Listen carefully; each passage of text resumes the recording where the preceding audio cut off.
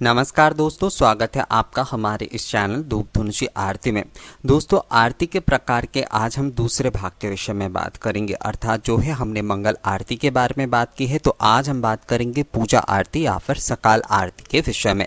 सकाल आरती या पूजा आरती जो की जाती है वो मंगल आरती के बाद किया गया आरती कार्य होता है। ये जो कार्य होता है ये ज़्यादातर जो है 9:27 यानी कि पूर्वाह्न का जो समय होता है उसके भीतर ही करना ज़रूरी होता है। 9:27 के भीतर ये कार्य आप कर सकते या फिर ज़्यादा से ज़्यादातर 10 बजे तक ये आरती आपको करना चाहिए, क्योंकि 10 बजे के बाद कहा जाता है कि सकाल का समय नहीं जाता रहता है, वो मध्याह्न के समय में जो है वो काउंट हो जाता है।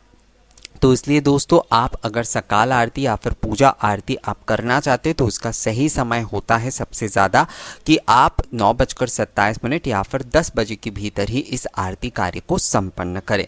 वैसे तो हम सभी के लिए ये संभव नहीं होता कि हर समय हम जो है ऐसे टाइमिंग के साथ चले, पर अगर आप जो है कोई विशेष पूजा में इन सारी चीज़ों को पूरी तरीके से ख्याल रखते हुए उस पूरे दिनचर्या को आप सेट करते हैं एक तरीके से कि आप जो है, मान लीजिए आप दीपावली के दिन पूजन करेंगे तो माँ लक्ष्मी की उस दिन आप धूप सेवा आरती भी करना चाहते हैं पूरे सुबह के समय से लेकर, तो उसमें आपको क्या करना चाहिए कि आपको जो है मंगल आरती से शुरू करना चाहिए, उसके बाद कलश स्थापना कर देनी चाहिए दोस्तों, और उसके बाद जो है आपको सकाल आरती या फिर जो पूजा आरती है वो आपको करना चाहिए। भले ही आप पूजा अलग से ना करें, पर पूजा आरती या सकाल आरती आपको करना चाहिए। उसके बाद जो मध्याह्न आरती होगी वो आपको करना चाहिए। उसके बाद संध्या आरती या फिर पूजा के समय की जो आरती होगी वो आपको करना चाहिए दोस्तों। तो सकाल आरती या फिर पूजा आरती जो है वो आपको सुबह के समय अर्थात 10 बजे के भीतर ही करना चाहिए। 10 बजे के बाद के समय को सुबह नहीं कहा जाता है, इस बात का आपको ध्यान रखना चाहिए। बहुत सारे लोग वैसे क्या करते हैं कि 12 बजे तक इस कार्य को करते हैं। अब क्या होता है कि ज़्यादातर लोग मध्याह्न आरती या भोग आरती अलग से नहीं करते हैं, तो वो क्या करते हैं अपने पूजा के समय जो है पूजा कार्य को तो कर लेते हैं, उसके बाद भोग अर्पण करके आरती कर लेते, क्योंकि बहुत सारे लोगों के लिए अलग अलग समय पे ये कार्य सारे करना उतना संभव नहीं होता है, जो कि आश्रम मंदिर या फिर मठ पे इन रिचुअल्स को जो है निभाई जाती है जिस तरीके से। तो आप जो है अगर सकाल आरती करना चाहते हैं या पूजा आरती करना चाहते हैं तो आपको 9:27 के भीतर ही करना चाहिए। अब इसमें आपको कौन कौन सी अर्थात कौन से द्रव्यों का जो है इस्तेमाल करना है सामग्री के तौर पर या द्रव्यों के तौर पर अगर आप देखें, यानी कि क्या क्या चीज़ों से आपको आरती करना है, उसमें आपको जो है धुनुची धूप और पंचदीपक तो इसमें आरती करना ही है। इसके साथ आप जो है पंच निराजन के साथ भी इस आरती कार्य को कर सकते हैं। जैसे कि मंगल आरती मूल रूप से जो है कपूर आरती होता है या फिर धूप दीप से आरती होता है मूल रूप से, पर जो पूजा आरती या फिर सकाल आरती होती है उसमें आप पंच निराजन सप्त निराजन के रूप में भी आरती आप कर सकते।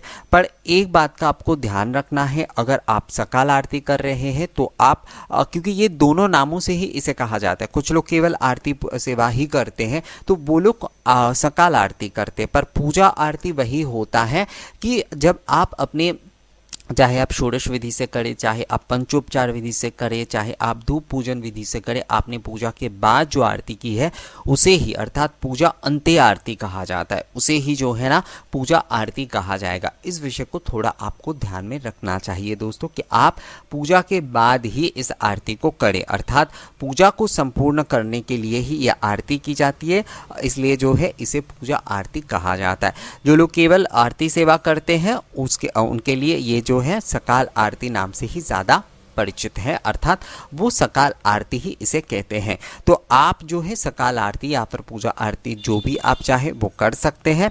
इसे दोनों ही नाम से कहा जाता है। ज़्यादातर परिचित वैसे अगर देखा जाए गृहस्थों में ये पूजा आरती के नाम से ही है।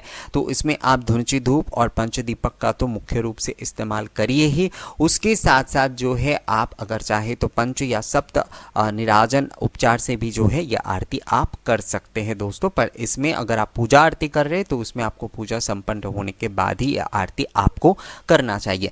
इसमें आप स्तव पाठ के साथ भगवान की आरती कर सकते हैं, यानी कि उनकी स्तुति के साथ आप आरती कर सकते हैं। धूप दीप मंत्र पाठ करते हुए भी आप आरती कर सकते हैं, जैसे कि वनस्पति रसोदिव्य या फिर सुप्रकाश महादीप। मैंने ऑलरेडी कई वीडियो में इस बारे में बता दिया है दोस्तों। तो उन मंत्रों के साथ भी जो है आप आरती कर सकते हैं। आप आरती गायन के साथ आरती कर सकते हैं। आप घंटी और शंख का मतलब वाद्य करते हुए भी ये आरती आप कर सकते हैं दोस्तों। तो ये हो गया सकाल आरती और पूजा आरती। दोस्तों ये जो सकाल आरती और पूजा आरती आप करेंगे, एक बात आप ध्यान रखिएगा कि पूजा के मतलब पूजा को संपूर्ण करने के लिए आरती होता है। दिन के पूजा जो होती है उसे संपूर्ण करने के लिए, तो उसमें जो है आप जब प्रसाद के रूप में कोई चीज़ दे रहे हैं तो सबसे पहले आपको ये आरती देना चाहिए। उसके बाद ही अपने भोजन के तौर पर जो भी सारे वस्तु वगैरह चढ़ाए, चाहे फल चढ़ाए है, बतासे चढ़ाए, कुछ भी आपने चढ़ाए, वो आपको बांटना चाहिए। आपको पहले ही जो है ना भोजन की चीज़ें जो है बांटना नहीं चाहिए। आपको सबसे पहले आरती का प्रसाद देना चाहिए सभी को।